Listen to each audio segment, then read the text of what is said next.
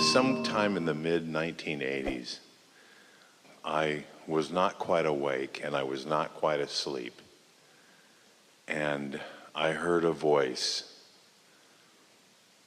tell me to go to the University of Texas and major in radio, TV, film.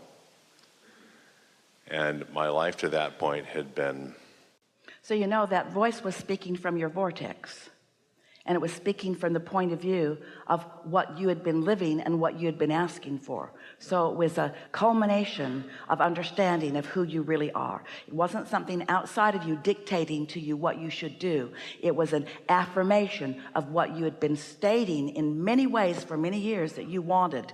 And you were in a moment of clarity. That's that state of being where you're not quite awake and not quite asleep. But the most important thing about that moment in time is that no resistance within you, so that you were vibrationally up to speed, and you could actually translate those vibrations into clear thought that said, good. It was a woman's voice, and it was... Well, you are the interpreter of that. In other words, you're the interpreter of that. And that just means you think women are smarter than men.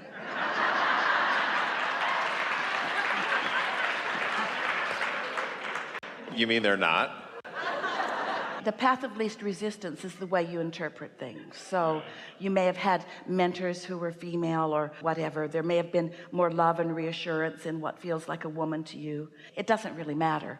And at that point, I was at a point in my life where I was feeling very frustrated, and I thought, you know, what the hell have I got to lose?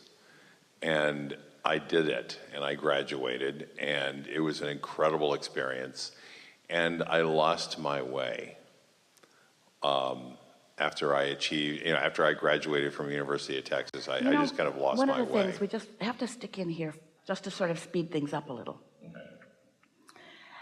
Something that we want you to know about your inner being is that your inner being never looks back. So your inner being is not looking back to the time that you heard that voice or looking back to the time that you lost your way. Your inner being understands that through what you would call good times and bad times, through times of clarity and times of confusion, that in all of that sifting and sorting, you're launching rockets about what you prefer, and your inner being is always looking forward to that. So you really don't need to spend a lot of time justifying where you now are based upon any of that stuff. It really kind of slows you down. Well, I'm not really trying to justify it as much. Why are we having this discussion? We're not contradicting you. Right. Just explain to us why you think that we all need to hear about a time that you are not now, because your inner being knows where you are now in relationship to what you want, and that's what's pertinent. That's what's relative. Well, I feel like I have found my way again. I don't feel lost. That's wonderful. Then why are we talking about a time you felt lost? So what I want, well, looking for evidence, just looking for clues about what I can do better, what I can improve on. Oh, but that's not how it works. Okay. That isn't how it works, because when you look at the clues that were the stumbling blocks, they recreate themselves in your now unnecessarily. Okay. Years ago, we tell this story often. It's a really good one. Jerry and Esther were in Orlando. Navigational systems were new. Jerry had been the previous navigator. Now Magellan is. And Esther's driving, as she almost always was. And Jerry said, you know, we're going in exactly the opposite direction of what we mean to do. And Esther said, no, we're not. He said, yeah, we are going in the opposite direction. And Esther said, but I programmed it in and I did everything that the navigational system told me to do. That can't possibly be. And Jerry said, we're going in the opposite direction. So Esther said, all right, I think we should go back to where we started. I'll reprogram the machine again, and we'll watch, and we'll find out if it's a programming error in the program or if I just made a wrong turn. And Jerry said, or we could just start where we are and go where we want to go. But you see, Esther had lost sight of what mattered. She'd lost sight of just wanting to go where they wanted to go. She was still trying to justify her rightness, her goodness, her cleverness, her clarity. She was trying to justify that she had not made a mistake. We want you to give all of that up. Who cares? Your inner, you do, we know, but your inner being does not need justification from you about where you are, because your inner being adores where you are and adores what's in your vortex and is leading you continually to what you prefer.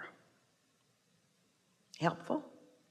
Very. And so, what could you recommend as a process or a practice that would help me focus more on what I'm aiming for? the most important thing to notice, it's a really good question. How can I know? First, let us ask you a question. Do you understand the concept that we are presenting about a vibrational reality that you've already created? Yeah.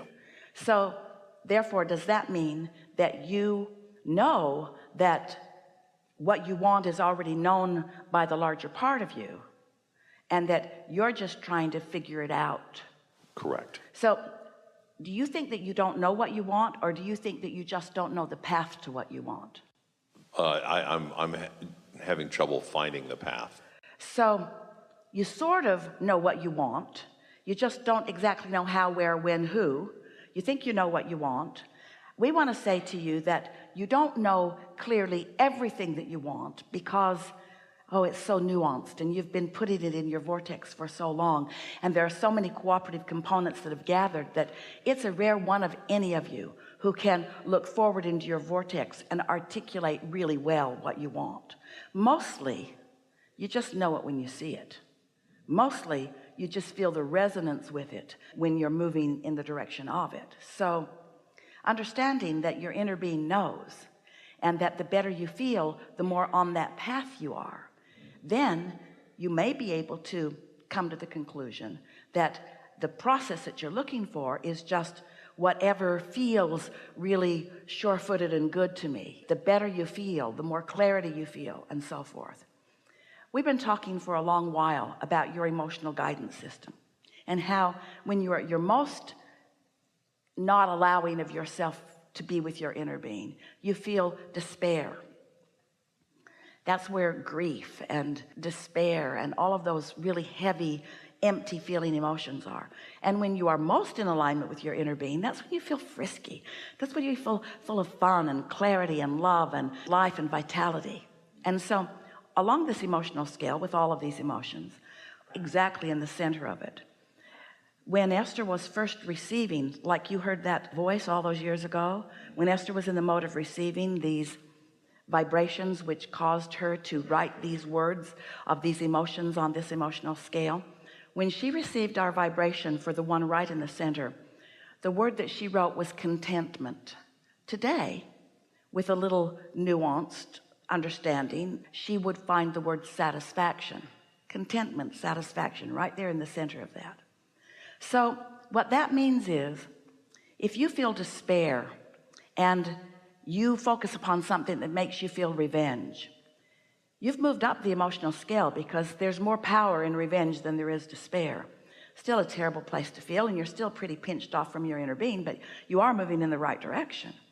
Well, when you continue to move up that emotional scale and you get to satisfaction, in satisfaction there's no resistance. That's where you were when you were describing that moment in time when you weren't quite asleep and you weren't quite awake.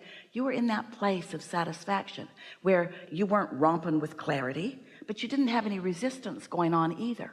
And when you are in the state of satisfaction, that's when you first crossed over that line. That fulcrum is right there at satisfaction. And when you're right there, you could move into dissatisfaction or satisfaction. There's so much control right there. Just like being at the top of that hill, you got control before there's any momentum.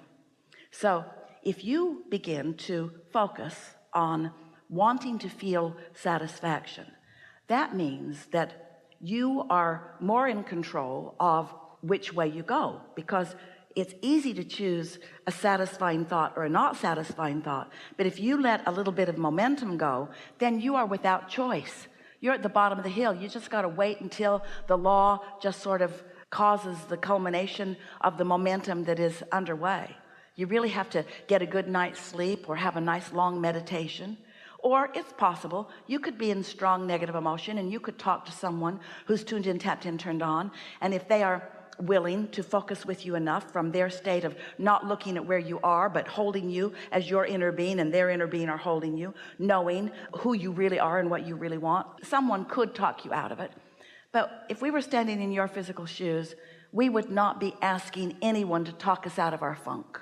We would practice the art of satisfaction enough that we mastered it. Because then what happens?